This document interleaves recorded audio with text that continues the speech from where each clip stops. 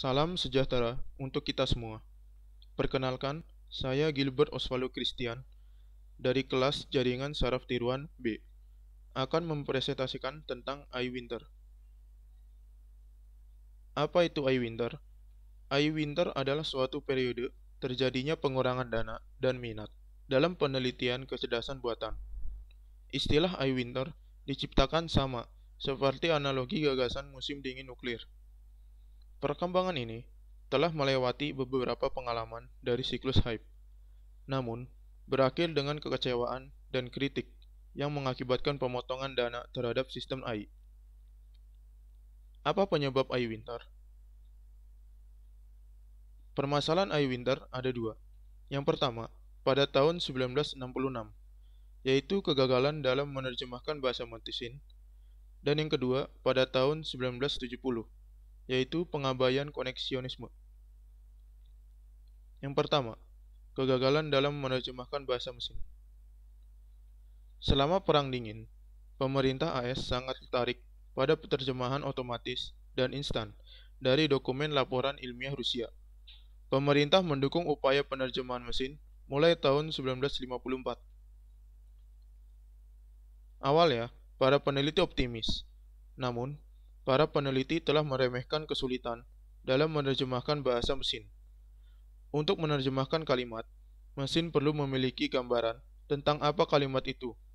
Jika tidak, maka akan membuat kesalahan. Contohnya, seperti kalimat "roh bersedia tetapi daging lemah".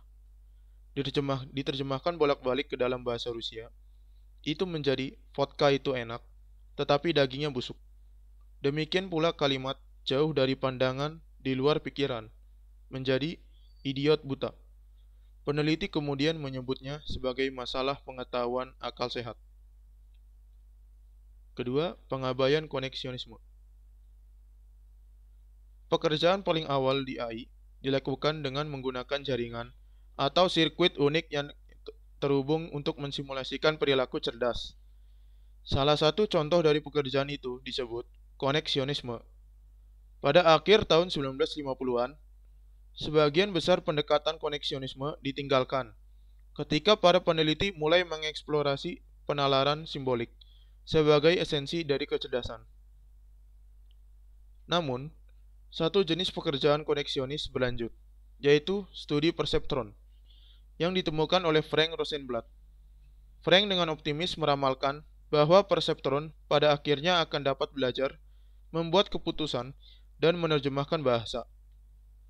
Penelitian arus utama perseptron tiba-tiba berakhir pada tahun 1969, ketika Marvin Minsky dan Seymour Papert menerbitkan buku perseptron yang dianggap menguraikan batas-batas yang dapat dilakukan perseptron.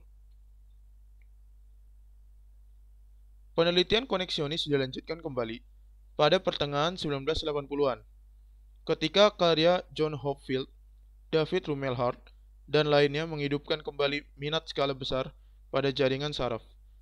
Perseptron mulai terkenal dan banyak digunakan di banyak sistem AI. Akhir dari iWinter. Pada 1980-an, bentuk program AI yang disebut sistem pakar diadopsi oleh perusahaan di seluruh dunia. Sistem pakar komersial pertama adalah XCON, yang dikembangkan di Carnegie Mellon untuk Digital Equipment Corporation. XCON sukses besar sebagai sistem yang diperkirakan telah menghemat $40 juta bagi perusahaan hanya dalam 6 tahun beroperasi.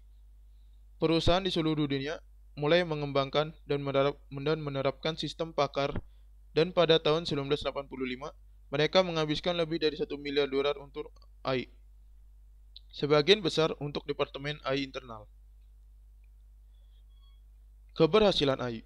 Pada akhir tahun 1990-an, teknologi AI menjadi banyak digunakan sebagai elemen dari sistem yang lebih besar. Teknologi yang dikembangkan oleh peneliti AI telah mencapai kesuksesan komersial di sejumlah domain, seperti terjemahan mesin, penambangan data, robotika industri, logistik, pengenalan suara, perangkat lunak perbankan, diagnosis medis, dan Google, mesin pencari. Sekian presentasi dari saya, mohon maaf jika ada kesalahan. Terima kasih.